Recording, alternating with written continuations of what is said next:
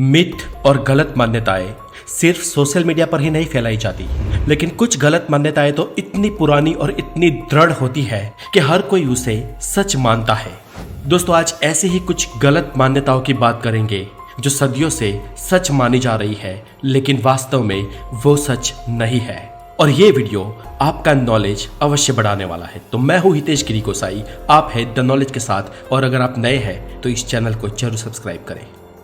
Belief number 1, दुनिया के सबसे मशहूर मिथकों में से एक मिथक ये भी है कि बतौर एक विद्यार्थी सर एल्बर्ट आइंस्टाइन स्कूल की एक परीक्षा में फेल हुए थे। दोस्तों, इस मान्यता को सच इसलिए मान लिया गया क्योंकि सर एल्बर्ट आइंस्टाइन स्कूल में कुछ विषयों में वाकई में कमजोर थे, जैसे कि हिस्ट्री और कंपलसरी पढ़ाई जाने वाली फ्रेंच भाषा। और वो कमजोर इसलिए नहीं थे कि वो इसे पचा नहीं सकते थे, लेकिन कमजोर इसलिए थे क्योंकि उन्हें इंटरेस्ट नहीं था।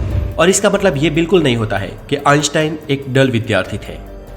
बात करें सन 1886 की, तो जर्मनी की म्यूनिक शहर में एक स्कूल में एल्बर्ट आइंस्टाइन ने 7 साल की उम्र में प्रवेश लिया था।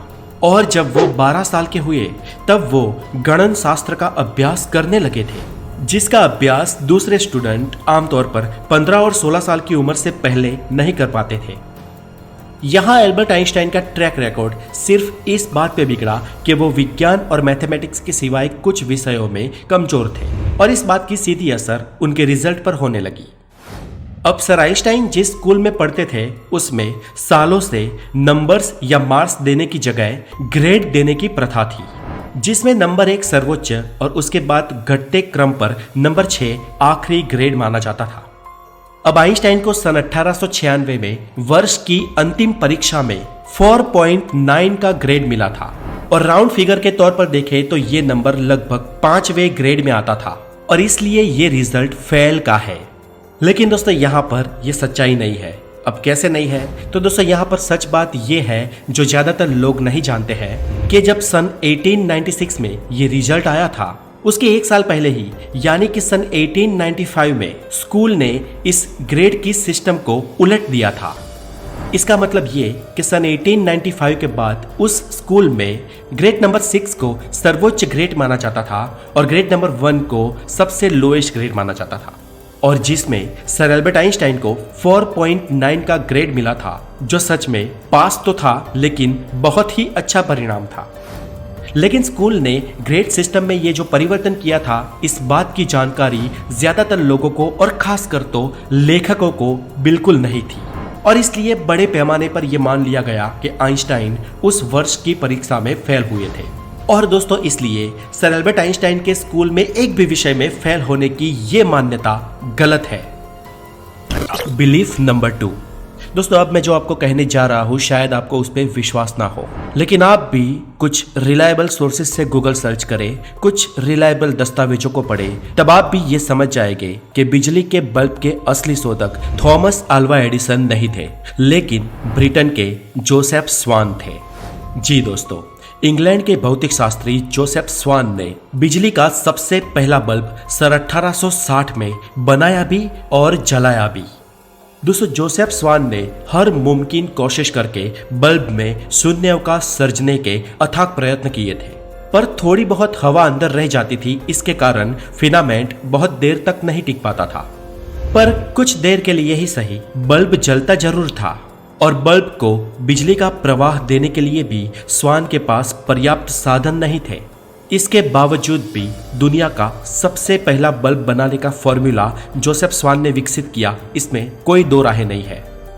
यहाँ एक तरफ अमेरिका में भी थॉमस अल्वा एडिसन बल्ब को जलाने के हर संभव प्रयत्न कर रहे थे, लेकिन एक के बाद एक उनके प्रयत्न निष्फल जा रहे थे।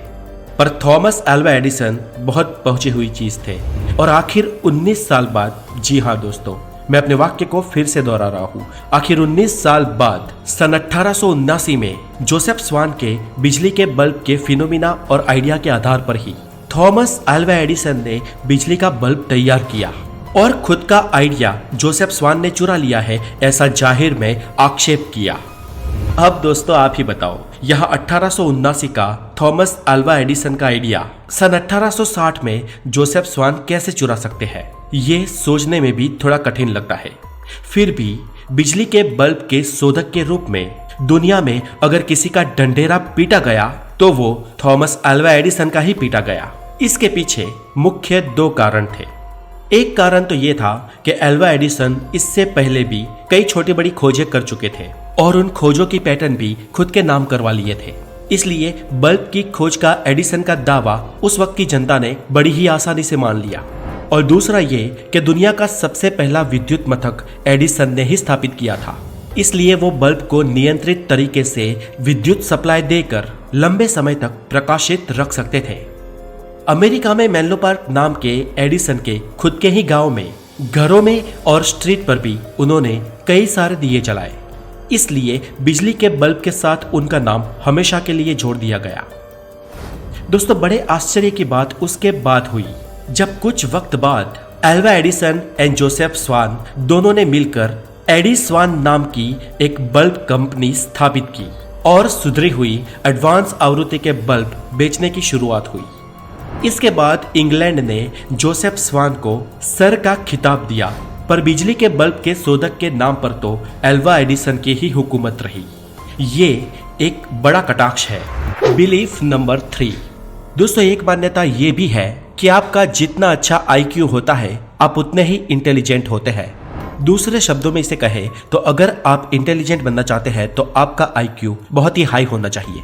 पर असल में दोस्तों ये भी एक गलत मान्यता है। किसी बेसिक माइंडेड यानी कि नॉर्मल इंसान का IQ 90 से 109 तक होता है। 110 से 119 को हाई एवरेज IQ कहा जाता है, और अगर किसी इंसान का IQ 120 से 129 तक है तो इसे हाईली सुपीरियर IQ कहा जाता है, और 140 और उससे ऊपर वेरी सुपीरियर IQ माना जाता है। पर दोस्तों, IQ का अच्छा होना ये एक पर्टिकुलर साइकोलॉजिकल टेस्ट की मेजरमेंट है, और अगर आपका IQ बहुत अच्छा है इसका मतलब ये है कि आप कठिन काम भी बहुत ही आसानी से कर सकोगे। पर सिर्फ IQ अच्छा होने का ये मतलब नहीं है कि आप इंटेलिजेंट हो, क्योंकि इंटेलिजेंट बनने के लिए 2 चीजें और चाहिए, जिसमें से एक है हाई क्रिएटिविटी और दूसरी साइकोमोटर एक्टिविटी। जी हाँ दोस्तों, इंटेलिजेंट बनने के लिए आपको IQ के साथ हाईली क्रिएटिव होना पड़ेगा और आपकी साइकोमोटर एक्टिविटी बेहद ही हाई होनी चाहिए। और अगर आपके पास ये तीनों चीजें हैं तो बेशक आप इंटेलिजेंट हो। इसलिए फ्रेंड्स, ये मान्यता भी यहाँ पर गलत साबित होती है। तो दोस्तों, आज के लिए इतना ही, और इस वीडियो ने अगर आपका थोड़ा भी नॉलेज बढ़ाया हो तो इसे लाइक जरूर करें, और अगर आप भी कोई ऐसी गलत मान्यता के बारे में जानते हैं तो हमें कमेंट में जरूर लिखें। अपना बहुत सारा ध्यान रखें। Have a good day, take care.